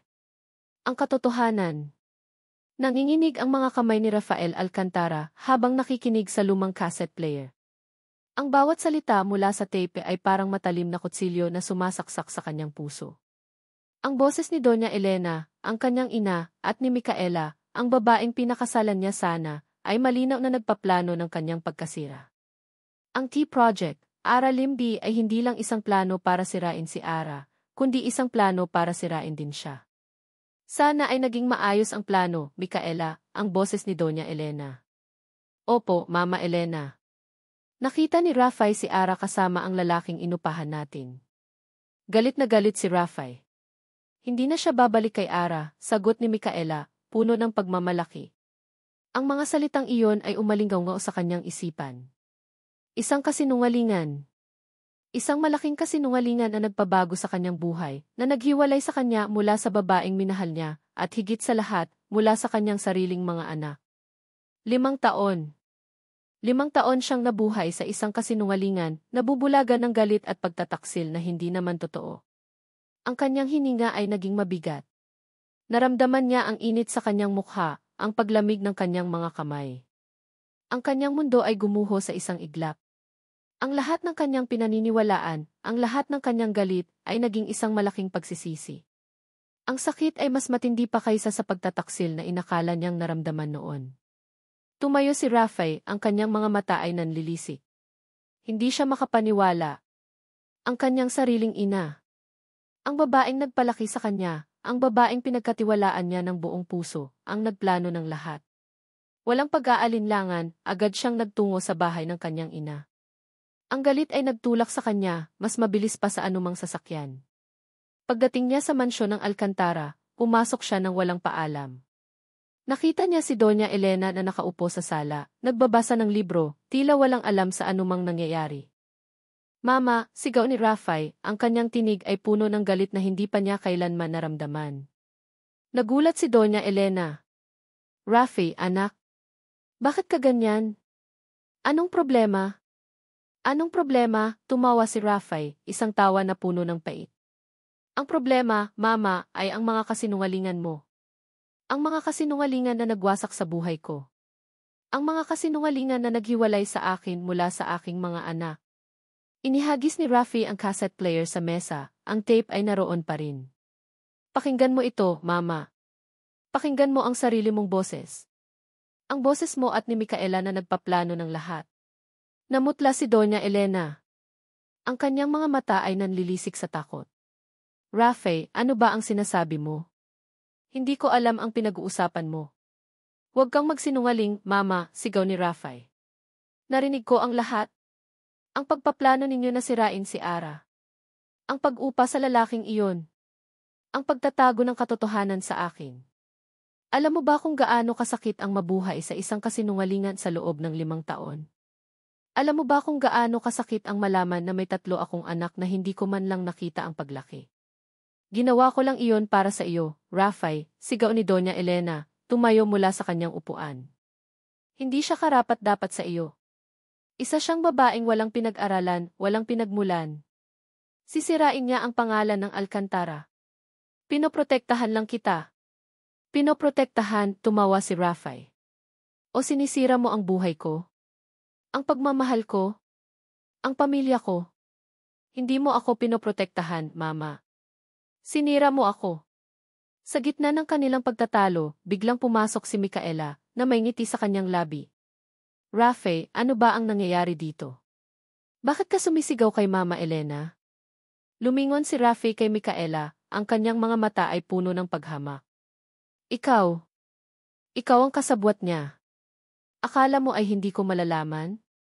Akala mo ay malilinlang mo ako habang buhay? Namutla si Micaela. Rafi, hindi mo naiintindihan. Pinilit lang ako ni Mama Elena. Wala akong magawa. Wala kang magawa, tumawa si Rafi. Ikaw ang nagpakalat ng mga kasinungalingan tungkol kay Ara. Ikaw ang nagpahirap sa kanya. Akala mo ba ay hindi ko malalaman ang lahat ng ginawa mo? Rafi, pakiusap, pakinggan mo ako, pakiusap ni Micaela, lumapit sa kanya, pilit na hinawakan ang kanyang kamay. Mahal kita, Rafi. Gusto ko lang na maging masaya ka. Huwag mo akong hawakan, mariing sabi ni Rafi, inalis ang kamay niya. Ang pagmamahal mo ay isang kasinungalingan. Ang lahat ng sinabi mo ay kasinungalingan. Hindi na ako bulag, Micaela. Nakikita ko na ang tunay mong kulay. Sa galit at pagkabigo, umalis si Rafi sa mansyon, iniwan ang kanyang ina at si Micaela na nakatayo doon, namumutla at walang imik. Ang kanyang isip ay puno ng isang bagay lamang, si Ara. Kailangan niyang hanapin si Ara. Kailangan niyang sabihin ang totoo. Kailangan niyang humingi ng tawad. Nagmaneho si Rafi ng mabilis patungo sa apartment ni Ara. Ang kanyang puso ay kumalabog ng malakas. Ang bawat segundo ay mahalaga. Nang makarating siya sa apartment, ang pinto ay nakabukas ng bahagya. May mga kahon sa loob. Mga maleta. Pumasok si Rafi. Nakita niya si Ara na abala sa pag-aayos ng mga damit ng mga bata sa isang maleta. Ang kanyang mga mata ay maga at ang kanyang mukha ay puno ng lungkot at pagod. Si Anya, No, at Leo ay nakaupo sa sahig, yakap-yakap ang kanilang mga paboritong laruan. Ara, tawag ni Rafi, ang kanyang tinig ay basag. Nagulat si Ara. Napatigil siya sa kanyang ginagawa at lumingon kay Rafi. Ang kanyang mga mata ay puno ng takot at pagtataka. Rafi, anong ginagawa mo rito? Tanong ni Ara. Ara, pakinggan mo ako, sabi ni Rafi, lumapit sa kanya. Alam ko na ang lahat. Ang lahat ng kasinungalingan. Ang lahat ng ginawa ng mama ko at ni Micaela. Alam ko na ang totoo. Anong sinasabi mo? Tanong ni Ara, ang kanyang tinig ay nanginginig. Ang gabing iyon, Ara. Hindi totoo ang nakita ko. Pinlano nila ang lahat. Inupahan nila ang lalaking iyon para sirain tayo. Para paghiwalayin tayo. Patawarin mo ako, Ara. Patawarin mo ako sa lahat ng sakit na dinulot ko sa iyo. Patawarin mo ako sa hindi ko paniniwala sa iyo. Patawarin mo ako sa pagiging bulag ko. Ang mga luha ay nagsimulang dumaloy sa mga mata ni Rafay. Ang kanyang puso ay puno ng pagsisisi. Ngunit umiling si Ara. Huli na ang lahat, Rafay. Huli na ang lahat. Hindi, Ara. Hindi huli ang lahat, pakiusap ni Rafay, pilit na hinawakan ang kanyang kamay. Huwag kang umalis. Huwag mong ilayo ang mga anak ko sa akin. Pakiusap. Hindi ko na kaya, Rafay, umiyak si Ara. Sobrang sakit na. Kailangan kong protektahan ang mga anak ko. Kailangan kong ilayo sila sa lahat ng sakit na ito. Aalis kami ng Pilipinas. Magtatago kami. Hindi, Ara. Huwag, sigaw ni Rafay. Hindi ko hahayaan na umalis ka. Hindi ko hahayaan na mawala kayo sa akin. Ngunit nagpatuloy si Ara sa pag-aayos ng mga gamit. Ang kanyang mga mata ay puno ng determinasyon. Mama, saan po tayo pupunta? Tanong ni Anya, ang kanyang tinig ay may bahid ng lungkot. Sa isang lugar na ligtas, anak, sabi ni Ara, niyakap ang kanyang mga anak. Sa isang lugar na walang makakasakit sa atin. Nang makita ni Rafay ang determinasyon sa mga mata ni Ara, at ang mga maleta na puno na, naramdaman niya ang matinding takot. Mawawala sila. Mawawala ang kanyang mga anak. Mawawala ang kanyang pamilya. Tumakbo si Rafay palabas ng apartment, at nakita niya si Ara na kasama ang mga bata, nagmamadaling sumakay sa isang taxi. Ara! Huwag kang umalis! Pakiusap, sigaw ni Rafay, tumatakbo sa likod ng taxi. Ngunit ang taxi ay patuloy na umandar, papalayo sa kanya, papalayo sa lahat ng kanyang pag-asa. Ang kanyang puso ay kumalabog ng malakas, puno ng desperasyon. Ang kanyang mga anak. Ang kanyang pamilya. Mawawala na sila. Narinig ni Aralim ang desperadong sigaw ni Rafael Alcantara. Ang kanyang pangalan, ang kanyang pakiusap, ay umalinggaw sa kanyang tainga. Ang taxi ay patuloy na umaandar, papalayo sa kanya, papalayo sa lahat ng sakit. Ngunit ang tinig ni Rafi ay humawak sa kanya, isang huling pisi na pilit na humihila sa kanya pabalik. Mama, bakit po tayo aalis? Tanong ni Anya, ang kanyang tinig ay nanginginig. Ayoko pong umalis, bulong ni No, yakap-yakap ang kanyang libro. Tumingin si Ara sa kanyang mga anak. Ang kanilang mga mukha ay puno ng lungkot at pagkalito. Ang kanilang mga mata ay nagtatanong. Gusto ba talaga niyang ilayo sila sa kanilang ama, kahit pa ang ama na iyon ay nagdulot ng matinding sakit sa kanya? Ngunit ngayon, alam na ni Rafi ang totoo. Manong, ihinto niyo po, mahinang sabi ni Ara sa driver. Nagulat ang driver, ngunit sumunod. Huminto ang taxi sa gilid ng kalsada. Bumaba si Ara, kasama ang kanyang mga anak. Nakita niya si Rafay na tumatakbo patungo sa kanila, ang kanyang mukha ay puno ng pawis at luha. Ara, hiningal na sabi ni Rafay pagdating sa kanila. Salamat sa Diyos. Hindi ka umalis. Bakit, Rafay? Tanong ni Ara, ang kanyang tinig ay basag. Bakit ngayon pa? Pagkatapos ng lahat ng sakit na dinulot mo sa akin. Pagkatapos ng 5 taon na nag-iisa akong nagpalaki sa kanila? Alam ko, Ara. Alam ko, sabi ni Rafay, ang kanyang boses ay puno ng pagsisisi. Walang salita ang makakapagpaliwanag sa sakit na dinulot ko sa iyo. Pero narinig ko ang lahat. Ang plano ni Mama at ni Micaela. Ang lahat ay kasinungalingan. Ang lalaking iyon, inupahan lang siya. Hindi totoo ang nakita ko. Patawarin mo ako, Ara. Patawarin mo ako sa pagiging bulag ko. Patawarin mo ako sa hindi ko paniniwala sa iyo. Ang mga luha ay nagsimulang dumaloy sa mga mata ni Ara. Ang sakit na matagal niyang kinimkim ay biglang bumuhos. Alam mo ba kung gaano kasakit ang mabuhay sa isang kasinungalingan, Rafay? Ang bawat araw, ang bawat gabi, ang bawat paghinga ay puno ng takot. Takot na malaman mo ang totoo, takot na mawala sila sa akin. Alam ko, Ara. At hindi ko nahahayaan na mangyari iyon, sabi ni Rafay, ang kanyang mga mata ay puno ng determinasyon. Hindi ko nahahayaan na saktan ka pa nila. Hindi ko nahahayaan na saktan pa nila ang mga anak natin. Sa gitna ng kanilang pag-uusap, biglang may humintong itim na sasakyan sa likod ng taxi. Bumaba ang bintana at doon nakaupo si Doña Elena Alcantara at si Micaela Ramos. Ang kanilang mga mukha ay puno ng galit at pagkabigla. Rafay. Ano ang ginagawa mo? Sigaw ni Doña Elena. Umalis ka sa babaeng iyan. Hindi siya karapat-dapat sa iyo. Mama, tama na, sigaw ni Rafay, tumayo sa harap ni Ara at ng kanyang mga anak, tila isang pader na nagpoprotekta sa kanila. Alam ko na ang lahat ng ginawa mo. Ang lahat ng kasinungalingan. Ang lahat ng plano mo para sirain ang buhay namin. Rafay, huwag kang maniwala sa kanya, sigaw ni Micaela, bumaba mula sa kotse. Niloloko ka lang niya. Gusto lang niyang kunin ang pera mo. Manahimik ka, Micaela, sigaw ni Rafay, ang kanyang boses ay umalinggaw sa kalye. Alam ko na ang lahat ng ginawa mo. Ang pagpaplano ninyo ni Mama. Ang pagkalat ng mga kasinungalingan. Hindi na ako bulag. Nanginginig si Micaela. Rafay, pakiusap ti. Wala nang pakiusap, Micaela, sabi ni Rafay, ang kanyang mga mata ay matalim. Tapos na tayo. At sisiguraduhin kong magbabayad ka sa lahat ng ginawa mo. Lumingon si Rafay sa kanyang ina. Mama, hindi ko maintindihan kung bakit mo nagawa ito sa akin. Sa amin. Hindi mo ako mahal, Mama. Hindi mo kami mahal. Rafay, ginawa ko lang iyon para sa iyo, umiyak si Doña Elena, ang kanyang tinig ay basag. Para sa pangalan ng Alcantara.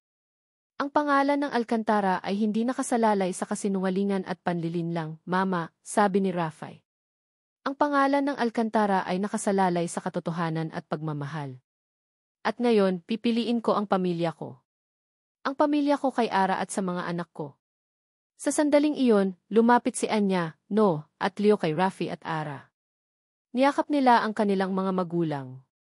Mama, Papa, gusto po namin magkasama tayo, sabi ni Anya, ang kanyang tinig ay puno ng pag-asa. Nga po. Gusto ko po kayong dalawa, dagdag ni No. Family, sigaw ni Leo, ang kanyang mga mata ay kumikinang. Ang mga salita ng mga bata ay tumusok sa puso ni Rafi at Ara. Ang kanilang pagmamahal. Ang kanilang inosenteng hiling. Niyakap ni Rafay si Ara at ang kanyang mga anak. Hindi ko nahahayaan na may makasakit pa sa inyo. Hindi na. Sa harap ng lahat, sa harap ng kanyang ina at ni Micaela, at sa harap ng mga taong nagtitipon na sa paligid, nagsalita si Rafay, ang kanyang tinig ay malakas at malinaw. Ako si Rafael Alcantara. At ito ang aking pamilya. Si Aralim, ang ina ng aking mga anak, at ang aking mga anak, sina Anya, Noo, at Leo. Ang lahat ng kasinungalingan na kumalat tungkol sa amin ay hindi totoo. Ang lahat ay isang malaking sabwatan na pinlano ng aking ina, si Doña Elena Alcantara, at ni Micaela Ramos. At ngayon, ipinapahayag ko na tapos na ang lahat ng koneksyon ko kay Micaela Ramos. At sisiguraduhin kong magbabayad sila sa lahat ng ginawa nila. Namutla si Doña Elena. Ang kanyang mga mata ay nanlilisik sa galit. Hindi siya makapaniwala sa kanyang narinig. Ang kanyang anak. Ang kanyang kontrol. Lahat ay nawala. Biglang naramdaman ni Doña Elena ang pagkahilo. Ang kanyang mga mata ay nanlabo. Ang kanyang mga tuhod ay nanginginig. Ang kanyang mundo ay umikot. At sa isang iglap, bumagsak siya sa lupa, walang malay. Nakatayo si Rafael Alcantara sa labas ng emergency room, ang kanyang isip ay puno ng gulo. Si Doña Elena, ang kanyang ina, ay nasa loob, matapos siyang mawala ng malay sa gitna ng kanilang pagtatalo. May mga doktor at nurse na abala sa pag-aasikaso sa kanya. Sa tabi niya ay si Ara, na tahimik na nakatayo, hawak ang kamay ni Anya, Noo, at Leo. Ayos lang po ba si Lola? Tanong ni Anya, ang kanyang tinig ay nag-aalala. Ayos lang siya, anak, sabi ni Rafay, pilit na ngumiti. Magiging maayos din ang lahat. Ngunit sa loob, may malalim na pagkabigo si Rafay. Ang kanyang ina. Ang lahat ng kasinungalingan. Ang sakit na dinulot niya. Hindi niya alam kung paano niya haharapin ang lahat ng ito. Nang lumabas ang doktor, sinabi nitong stable na ang kondisyon ni Doña Elena. Kailangan lang daw niya ng pahinga at obserbasyon. Hindi siya nagtagal sa ospital. Ibinilin niya kay Ms. Garcia na asikasuhin ang lahat, ngunit hindi siya pumasok sa silid ng kanyang ina. Ang sakit ay sariwa pa. Sa halip, dinala niya si Ara at ang mga bata sa kanyang mansyon. Ang malaking bahay na dating puno ng katahimikan at lamig ay biglang napuno ng buhay. Ang tawanan ni na Anya, No, at Leo ay umalinggaw sa mga pasilyo. Mama, ang laki po ng bahay ni Papa, masayang sigaw ni Leo habang tumatakbo sa sala. Dahan-dahan lang, anak, sabi ni Ara, nakangiti. Pinanood ni Rafay si Ara habang inilalabas nito ang mga gamit ng mga bata mula sa kanilang mga maleta. Ang kanyang puso ay napuno ng isang kakaibang pakiramdam ng kapayapaan. Ito ang pamilya niya. Ito ang dapat na nangyari 5 taon na ang nakakaraan. Kinabukasan, ginugol ni Rafi ang buong araw sa paglalaro kasama ang kanyang mga anak. Nagtayo sila ng mga fort mula sa mga unan, naglaro ng taguan sa malaking hardin, at nagbasa ng mga kwento sa kanyang library. Ang bawat tawa, bawat yakap, ay nagpaparamdam sa kanya ng isang bagay na matagal nang nawala, ang simpleng kaligayahan ng pagiging isang ama. Papa, gusto ko po ng ice cream, sabi ni No, ang kanyang mukha ay puno ng ngiti. Sige, anak. Bibili tayo ng pinakamalaking ice cream na gusto mo, sabi ni Rafe, niyakap ang kanyang anak. Habang naglalaro sila, napansin ni Rafay si Ara na nakaupo sa isang sulok, pinapanood silang maglaro. Ang kanyang mga mata ay puno ng lungkot, ngunit mayroon ding bahid ng pag-asa. Lumapit si Rafi kay Ara. Ayos ka lang ba? Mahinang sabi ni Ara. Masaya lang ako na nakikita ko kayong ganyan.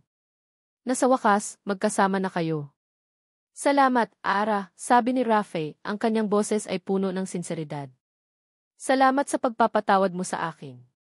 At salamat sa pagbibigay sa akin ng mga anak natin. Hindi pa ako nakakapagpatawad ng lubusan, Rafe, sabi ni Ara, tumingin sa kanya. Marami pa tayong kailangan pagdaanan. Pero handa akong subukan. Ngumiti si Rafe. Iyon ay sapat na para sa kanya. Kinabukasan, sa kanyang opisina, tinawagan ni Rafi ang kanyang abogado, si Atty. Marco Santos. Marco, gusto kong simulan mo ang legal na aksyon laban kay Micaela Ramos, mariing sabi ni Rafay. Gusto kong magbayad siya sa lahat ng ginawa niya. Ang panlilin lang, ang pagkalat ng maling impormasyon ang lahat. Sigurado ka ba rito, Rafay? Malaki ang magiging iskandalo nito, sabi ni Marco. Alam ko. Pero kailangan itong gawin. Para sa Ara. Para sa mga anak ko. At para sa katotohanan, sabi ni Rafay. Gusto ko rin na imbestigahan mo ang lahat ng koneksyon niya sa mama ko. Kung mayroon pa silang ibang plano na ginawa noon. Masusunod, sir, sabi ni Marco. Sa hapon, bumalik si Rafay sa ospital. Pumasok siya sa silid ng kanyang ina. Nakaupo si Doña Elena sa kama, nakatingin sa labas ng bintana. Mama, mahinang sabi ni Rafay. Lumingon si Doña Elena. Ang kanyang mukha ay matigas pa rin at ang kanyang mga mata ay walang emosyon. Ano ang ginagawa mo rito, Rafe? Hindi ba't sinabi ko na sa iyo na ayaw kong makita ang mukha mo? Mama, kailangan nating mag-usap, sabi ni Rafe. Kailangan nating ayusin ang lahat ng ito. Wala nang aayusin, Rafe, sabi ni Doña Elena. Ginawa ko lang ang sa tingin ko ay tama para sa iyo. Para sa pamilya natin. Hindi mo ako piprotektahan, Mama. Sinira mo ako, sabi ni Rafay, ang kanyang tinig ay puno ng sakit. Ang lahat ng kasinungalingan mo ay nagdulot ng sakit sa lahat. Sa akin. Kay Ara. At sa mga apo mo. Hindi sila mga apo ko, mariing sabi ni Doña Elena. Hindi ko sila tatanggapin. Naramdaman ni Rafi ang matinding pagkabigo. Ang kanyang ina ay matigas pa rin. Hindi siya handang magbago. Kung ganoon, Mama, wala na tayong pag-uusapan, sabi ni Rafay, tumalikod. Piliin mo ang kasinungalingan mo. Piliin ko ang pamilya ko. Umalis si Rafay sa silid, iniwan ang kanyang ina na mag-isa. Ang kanyang puso ay puno ng sakit, ngunit alam niya na ginawa niya ang tamang desisyon. Nang gabing iyon, habang naghahanda si Rafay para matulog, may kumatok sa kanyang pinto. Si Chimes Garcia. May dala siyang isang lumang kahon. Sir, may nakita po akong lumang kahon sa opisina niyo. Mukhang matagal na po ito rito, sabi ni Ms. Garcia. Kinuha ni Rafi ang kahon. Sa loob ay may mga lumang papeles, mga lumang larawan. At sa ilalim ng lahat, isang lumang sobre. Walang pangalan ng nagpadala. Binuksan niya ang sobre. Sa loob ay isang lumang liham at isang lumang larawan. Ang larawan ay isang babae, nakamukha ni Doña Elena noong bata pa siya, kasama ang isang lalaki na hindi niya kilala. At ang liham ay isinulat ng isang tao na nagngangalang Ricardo. Ang kanyang mga mata ay nanlilisik habang binabasa niya ang liham. Ang mga salita ay nagpapakita ng isang lihim na relasyon, isang pagmamahalan na pinigilan, at isang kasunduan na nagdulot ng malaking sakit. Ang liham ay nagpapahiwatig na si Doña Elena ay may isang madilim na nakaraan, isang bagay na pilit niyang tinatago. At ang liham ay nagbabanggit ng isang kasunduan na nagdulot ng pagbagsak ng isang negosyo at ang pagkawala ng isang tao. Ang mga araw na sumunod sa paghaharap nila ni Rafael ay tila isang panaginip para kay Aralim. Ang malaking mansyon ng Alcantara, na dating tila isang malamig na palasyo, ay ngayon ay puno ng init at buhay. Ang tawanan ni Anya, No, at Leo ay umalinggaw sa bawat sulok, at ang presensya ni Rafi ay nagdulot ng isang pakiramdam ng seguridad na matagal nang nawala kay Ara. Isang gabi, habang naghahanda sila ng hapunan, si Rafi ay abala sa paghihiwa ng gulay habang si Ara naman ay nagluluto ng adobo. Ang mga bata ay nasa sala, abala sa panonood ng kartoon. Naalala mo pa ba noong una tayong nagluto ng magkasama? Tanong ni Rafi, may ngiti sa kanyang labi. Sinunog mo ang kanin. Natawa si Ara. At ikaw naman, muntik mo nang masunog ang kusina sa paggawa ng omelet. Ang mga alaala ay bumalik, hindi na puno ng pait, kundi ng lambing. Ang mga simpleng sandali na ito, ang pagiging magkasama sa kusina, ang pagtawa sa mga lumang pagkakamali, ay nagpaparamdam kay Ara ng isang bagay na matagal na niyang hinahanap, normalidad. Ara, mahinang sabi ni Rafi, tumigil sa paghihiwa at tumingin sa kanya. Alam kong marami akong kasalanan sa iyo. At hindi ko alam kung paano ko babayaran ang lahat ng sakit na dinulot ko. Tumigil din si Ara sa pagluluto. Tumingin siya sa mga mata ni Rafi. Ang mga mata na dating puno ng galit at pagtataksil ay ngayon ay puno ng pagsisisi at pagmamahal. Hindi ko rin alam, Rafi, sabi ni Ara, ang kanyang tinig ay basag. Maraming gabi akong umiiyak, nagtataka kung bakit nangyari ang lahat ng iyon. Kung bakit mo ako pinaniwalaan. Kung bakit mo ako iniwan. Dahil bulag ako, Ara, sabi ni Rafi, lumapit sa kanya at hinawakan ang kanyang mga kamay. Bulag ako sa galit at sa mga kasinungalingan ng mama ko. Pinatawad mo na ba ako? Tumingin si Ara sa kanyang mga kamay, pagkatapos ay sa mga mata ni Rafi. Ang pagpapatawad ay hindi isang madaling proseso.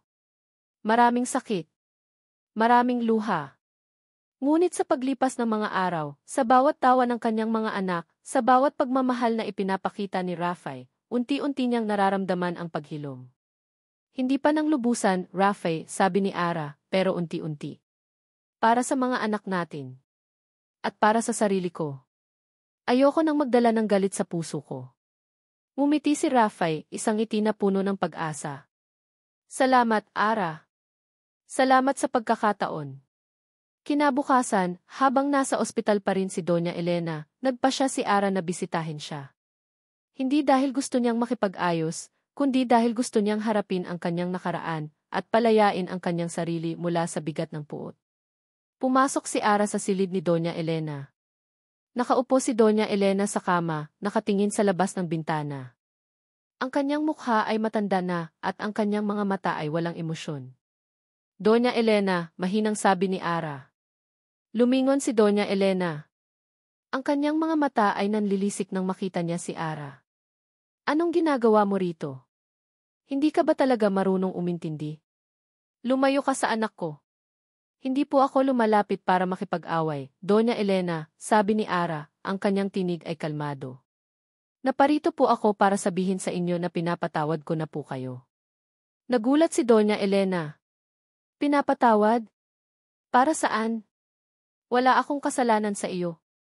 Mayroon po kayo, Doña Elena, sabi ni Ara, ang kanyang mga mata ay puno ng lungkot. Sinira niyo ang buhay ko. Sinira niyo ang relasyon namin ni Rafi. At sinira niyo ang mga taon na dapat sana ay kasama namin ang aming mga anak. Ngunit pinapatawad ko na po kayo. Hindi para sa inyo, kundi para sa sarili ko. Para makalaya ako sa galit na ito. Tinitigan ni Doña Elena si Ara, ang kanyang mukha ay puno ng pagkalito. Hindi niya maintindihan ang mga salita ni Ara.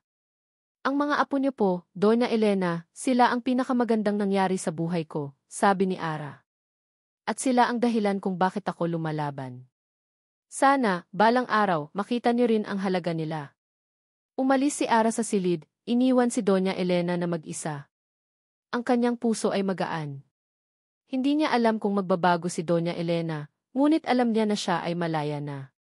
Malaya mula sa galit, malaya mula sa sakit. Nang gabing iyon, habang naghahanda ang mga bata para matulog, lumapit si Anya kay Ara at Rafay. Mama, Papa, mahal na mahal ko po kayo, sabi ni Anya, niyakap silang dalawa. Mahal na mahal din namin kayo, anak, sabi ni Ara, niyakap ang kanyang anak. At hindi na po tayo maghihiwalay, di ba, Papa, tanong ni No. Hindi na, anak, sabi ni Rafay, niyakap ang kanyang mga anak. Magkasama na tayo. Habang buhay. Ang pamilya ay nagyakapan, isang yakap na puno ng pagmamahal, pagpapatawad at pag-asa. Ang kanilang mga sugat ay unti-unting naghihilom at ang kanilang pag-ibig ay lumalago, mas matatag kaysa dati. Nang sumunod na araw, habang nasa ospital pa rin si Doña Elena, isang tawag ang natanggap ni Rafael Alcantara mula sa kanyang legal team. Sir, may balita po kami tungkol kay Doña Elena, sabi ng boses sa kabilang linya. Nawala po siya sa ospital. Walang nakakaalam kung saan siya nagpunta. Nagulat si Rafay. Paano nangyari yan? May bantay siya, di ba? Opo, sir. Pero tila may nakatulong sa kanya para makatakas. Hindi po namin alam kung sino. Bumuntong hininga si Rafay. Alam niyang hindi basta-basta susuko ang kanyang ina. May mas malalim pa siyang tinatago at ang kanyang pagkawala ay nagpapahiwatig lamang na mayroon siyang bagong plano. Pagkatapos ng ilang oras, habang nag-iisip si Rafay sa kanyang opisina, biglang dumating ang isang anonymous na sulat. Walang pangalan ng nagpadala, ngunit ang sulat kamay ay luma at tila pamilyar. Ito ay ang liham na nakita niya sa lumang kahon, kasama ang litrato ni Doña Elena at ng lalaking nagngangalang Ricardo. Binuksan ni Rafay ang liham at muling binasa ang mga salita. Ang bawat pangungusap ay nagbubunyag ng isang madilim na lihim mula sa nakaraan ng kanyang ina. Ang pagmamahala ni Doña Elena at Ricardo, ang biglaang pagkawala ni Ricardo, at ang isang kikasunduan na nagdulot ng pagbagsak ng isang negosyo. Ang liham ay nagpapahiwatig na may kinalaman si Doña Elena sa pagkawala ni Ricardo, at ang lahat ay may kaugnayan sa kanilang pamilya, sa Alcantara Group. Hindi niya naisip na ang kanyang ina ay may ganito palang nakaraan. Ang lahat ng kanyang pagtatago, ang kanyang pagnanais na kontrolin ang lahat, ang kanyang pagiging walang awa, ay tila may ugat sa isang mas malalim na trauma. Marco, kailangan kong malaman ang lahat tungkol sa isang Ricardo, sabi ni Rafay kay Atty. Marco Santos sa telepono. Lahat ng koneksyon niya sa pamilya Alcantara, sa negosyo ng aking ina noon. At ano ang nangyari sa kanya? Masusunod, Rafay. May hinala ka ba? Tanong ni Marco. Mailihim ang mama ko, Marco. At pakiramdam ko, ito ang susi sa lahat, sabi ni Rafay. Samantala, lumalabas na sa balita ang mga detalye ng kaso. Ang iskandalo sa pamilya Alcantara, ang mga kasinungalingan, ang pagtatago ng mga anak, lahat ay nasa headline. Ang reputasyon ng Alcantara Group ay unti-unting nasisira. Napansin ni Ara ang tensyon sa mukha ni Rafay. Kahit na sinisikap nitong panatilihin ang isang normal na buhay para sa kanila, alam niyang may malaking problema pa ring kinakaharap si Rafay. Rafay, ayos ka lang ba? Tanong ni Ara isang gabi habang nag-iisip si Rafay sa balkonahe. Hindi ko alam, Ara, sabi ni Rafay, bumuntong hininga. Marami pa akong nalaman tungkol sa mama ko. Isang lihim mula sa nakaraan niya. At pakiramdam ko, mas malaki pa ito kaysa sa inakala ko. Ikinuwento ni Rafay ang tungkol sa liham at kay Ricardo. Nakinig si Ara at ang kanyang puso ay napuno ng awa para kay Rafay. Hindi lang siya ang nagdusa. Ang buong pamilya Alcantara ay may mga lihim at sugat na kailangan pang hilumin. Habang iniimbestigahan ni Rafay ang nakaraan ni Doña Elena, lumabas ang mga nakakagulat na impormasyon. Si Ricardo ay isang kasosyo ng kanyang ama, si Don Emilio, sa isang maliit na negosyo. At si Ricardo ay ang lihim na pag-ibig ni Doña Elena bago siya pinilit na magpakasal kay Don Emilio. Ngunit may mas masahol pa. Si Ricardo ay misteryosong nawala matapos siyang tangkain na magbunyag ng isang malaking financial fraud sa negosyo ng Alcantara na kinasasangkutan ni Don Emilio at Doña Elena. Lumabas din ang impormasyon na si Don Emilio, ang kanyang ama, ay nagdulot ng malaking problema sa negosyo sa pamamagitan ng paggawa ng mga ilegal na transaksyon. At si Doña Elena ay kasabwat sa mga plano ng kanyang ama. Upang protektahan ang kanilang pangalan at kayamanan, pinilit siyang magpakasal sa isang mayamang angkan at ang lahat ng idumi ay itinago. Ang pagkawala ni Ricardo ay tila bahagi ng plano para itago ang katotohanan. Ang lahat ng ito ay nagpaliwanag sa obsesyon ni Doña Elena sa pangalan ng Alcantara at sa kanyang pagnanais na kontrolin ang buhay ni Raffy. Ito ay para maprotektahan ang kanilang reputasyon at kayamanan sa anumang paraan. Sa gitna ng lahat ng ito, nakita ni Raffy ang kanyang ina sa balita. Si Doña Elena ay nagbigay ng isang public statement, mariing itinanggi ang lahat ng akusasyon laban sa kanya. Kinontra niya ang mga sinabi ni Raffy, sinisisi si Ara sa lahat ng nangyayari. Pinakita niya ang sarili bilang isang biktima, isang inang sinisira ng kanyang sariling anak. Napakasama ng babaeng iyan, sabi ni Doña Elena sa kamera, ang kanyang tinig ay nanginginig. Sinira niya ang pamilya ko. Nilinlang niya ang anak ko. At ngayon, ginagamit niya ang mga bata para sirain ang pangalan ng Alcantara. Nagkaroon ng malaking epekto ang pahayag ni Doña Elena sa publiko. May mga naniniwala sa kanya at mayroon ding mga nagdududa. Ang kaso ay naging mas komplikado.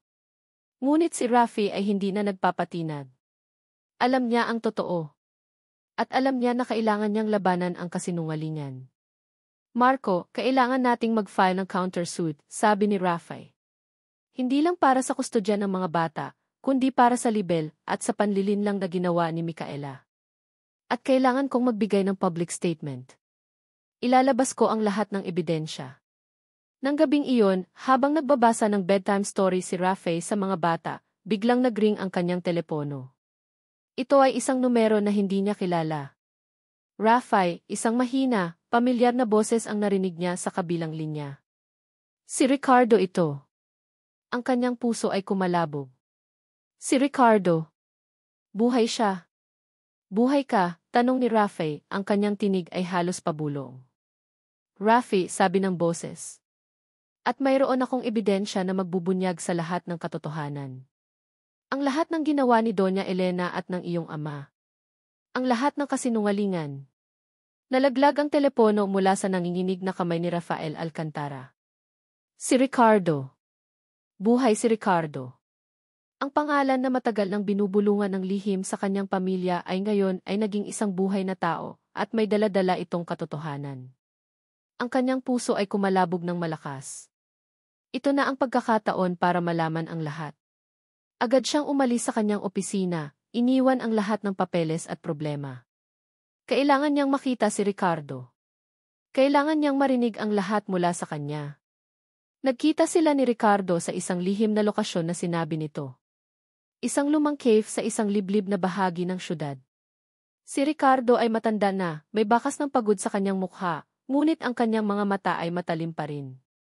Raffy, sabi ni Ricardo, isang pamilyar na tinig na nagpabalik sa mga alaala ng kanyang pagkabata.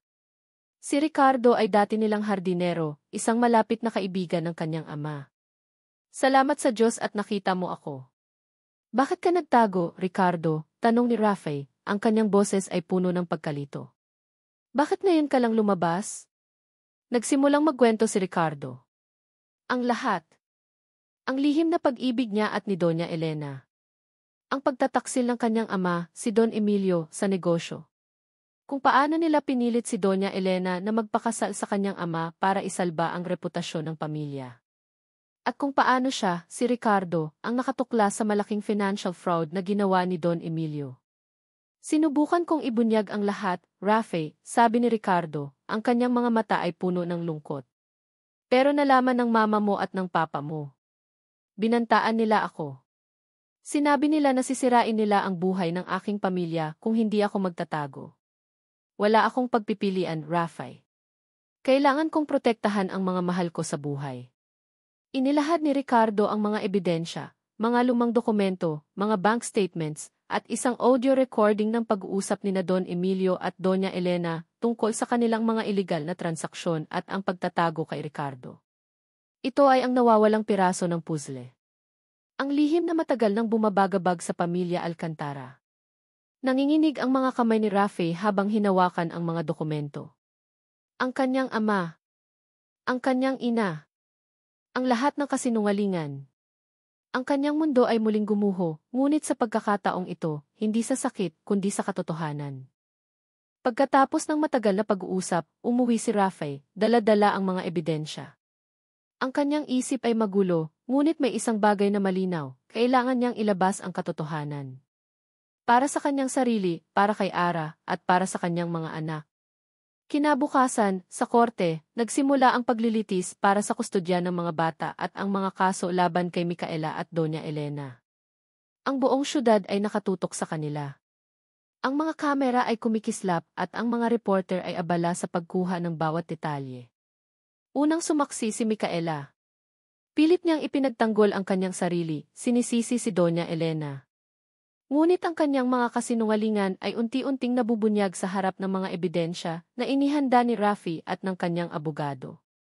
Micaela Ramos, kinukumpirma mo ba na ikaw at si Doña Elena Alcantara ang nagplano ng paghihiwalay nina Jim Rafael Alcantara at Dit Aralim? Tanong ng abogado ni Rafi. Hindi po. Pinilit lang po ako ni Doña Elena, nanginginig na sagot ni Micaela. At ikaw ba ang nagpakalat ng mga maling impormasyon at litrato ni Dit Aralim sa publiko? Wala nang nagawa si Micaela kundi ang umamin. Ang kanyang reputasyon ay wasak. Sumunod na sumaksi si Doña Elena. Ang kanyang mukha ay matigas at pilit niyang pinaninindigan ang kanyang mga kasinungalingan.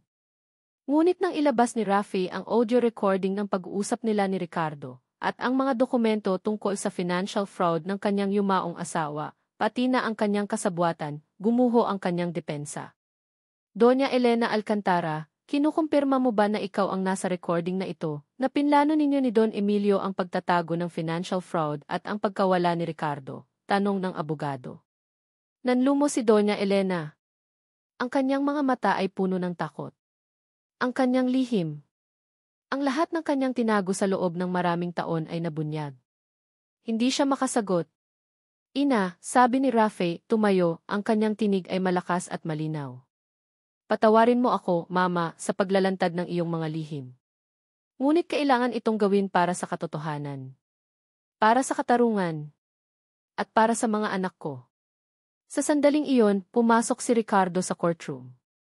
Ang kanyang presensya ay nagdulot ng gulat sa lahat, lalo na kay Doña Elena. Nagsalita si Ricardo, ikinuwento ang lahat ng nangyari, ang pagtatago niya, at ang pagbabanta sa kanyang buhay. Ang kanyang testimonya ay nagpatunay sa lahat ng ebidensya. Ang kaso ay malinaw na. Sa huling bahagi ng paglilitis, tumayo si Rafe at tumingin kay Ara. Ang kanyang mga mata ay puno ng pagmamahal at pag-asa. Ara, alam kong marami akong kasalanan. Pero ngayon, lumabas na ang katotohanan. Mahal kita, Ara. At mahal na mahal ko ang mga anak natin. Patawarin mo ako sa lahat ng sakit na dinulot ko. Sana, bigyan mo ako ng isa pang pagkakataon. Isang pagkakataon para maging isang tunay na pamilya. Lumingon si Ara kay Rafe, ang kanyang mga mata ay puno ng luha. Ang sakit ay naroon pa rin, ngunit ang pagmamahal ay mas matindi. Nakita niya ang sinseridad sa mga mata ni Rafe. Nakita niya ang pagbabago. Tumingin siya sa kanyang mga anak na nakaupo sa tabi niya, na nakatingin sa kanilang ama na may pag-asa. Lumuhod si Ara. Rafe, sabi ni Ara, ang kanyang tinig ay nanginginig, pinapatawad kita. Lumapit si Rafe kay Ara, at niyakap niya ito ng mahigpit. Ang courtroom ay napuno ng palakpakan. Ang mga reporter ay abala sa pagkuha ng mga litrato. Ang lahat ng pagdurusa, ang lahat ng sakit, ay nagtapos sa isang yakap na puno ng kapatawaran at pag-asa. At dito nagtatapos ang kwento ni Rafael at Ara, isang paglalakbay na puno ng pagsubok, lihim, at sa huli, kapatawaran at pag-ibig. Sa bawat salita, bawat yugto, at bawat paghinga ng kwentong ito, kasama ko kayo, mga minamahal kong tagapakinig. Lubos akong nagpapasalamat sa inyong paglalaan ng oras, at sa inyong patuloy na suporta at pagmamahal sa mga karakter na ito. Ang paglikha ng Ang lihim ng kahapon ay isang personal na paglalakbay, puno ng pagdududa at inspirasyon, ngunit ang kaalamang may nakikinig at nagmamalasakit ang nagsilbing aking gabay at lakas. Sana, sa pamamagitan ng kwento ni Rafael at Ara, ay nakita ninyo ang kapangyarihan ng pagmamahal na lumalampas sa mga pagsubok, ang kahalagahan ng pagpapatawad na naghihilom ng mga sugat, at ang walang hanggang pag-asa na laging naghihintay sa bawat bagong simula. Ang buhay ay puno ng mga lihim at mga pagkakamali, ngunit sa puso ng bawat tao, may kakayahan tayong humanap ng katotohanan, magmahal ng walang kondisyon at magsimulang muli. Hanggang sa muli nating pagkikita sa panibagong kwento, naway manatili sa inyong puso ang mensahe ng pag-ibig, pagpapatawad at pag-asa. Maraming salamat muli sa inyong lahat. Kung mayroon kayong mga saloobin o anumang nais ibahagi tungkol sa kwentong ito, huwag mag-atubiling ipahayag ito. Ang inyong mga komento ay mahalaga sa akin.